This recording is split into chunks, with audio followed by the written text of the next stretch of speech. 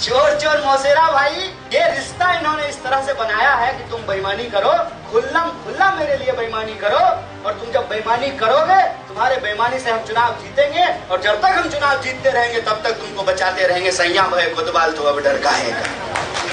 और जब चुनाव आयोग के सामने सबूत के साथ नेता प्रतिपक्ष ने कहा कि देश में वोट की चोरी हो रही है, जब उनसे पूछा गया तो कहता है कि हलफनामा दीजिए। हमने कहा कि हलफनामा नेता प्रतिपक्ष दें, उससे पहले हलफनामा चुनाव आयोग दे, क्योंकि वोट की चोरी हम चुनाव आयोग के वोटर लिस्ट से ही निकाले हैं। और हम दावे के साथ कह रहे हैं, दिन दहाड़े खुल्लम खुल्ला कह रहे हैं, और तुमको चुनौती दे करके कह रहे हैं कि तुम वोट चोरी करोगे तो डंके की चोट पे चोट को चोट कहेंगे और तुम वोट चोर हो, यह नारा हम लगा रहे हैं।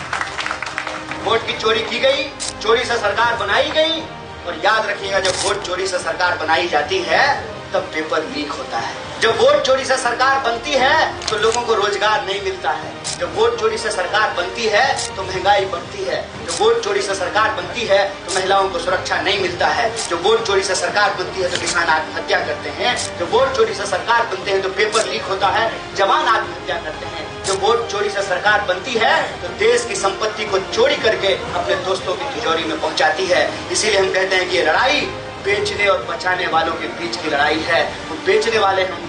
चोर चोर मौसेरा भाई, ये रिश्ता इन्होंने इस तरह से बनाया है कि तुम बेईमानी करो, खुल्लम खुल्ला मेरे लिए बेईमानी करो, और तुम जब बेईमानी करोगे तुम्हारे बेईमानी से हम चुनाव जीतेंगे, और जब तक हम चुनाव जीतते रहेंगे तब तक तुमको बचाते रहेंगे। सैया भय कोतवाल तो अब डर काहेगा।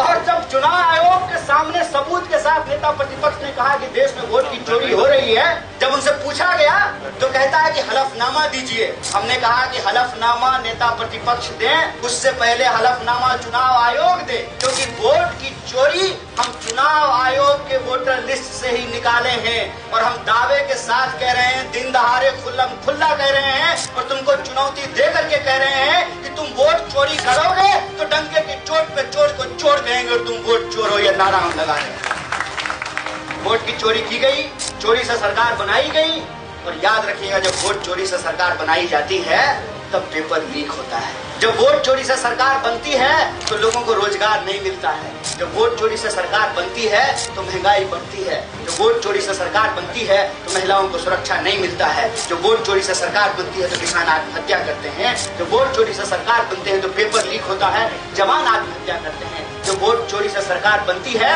तो देश की संपत्ति को चोरी करके अपने दोस्तों की तिजोरी में पहुंचाती है। इसीलिए हम कहते हैं कि ये लड़ाई बेचने और बचाने वालों के बीच की लड़ाई है। वो बेचने वाले हम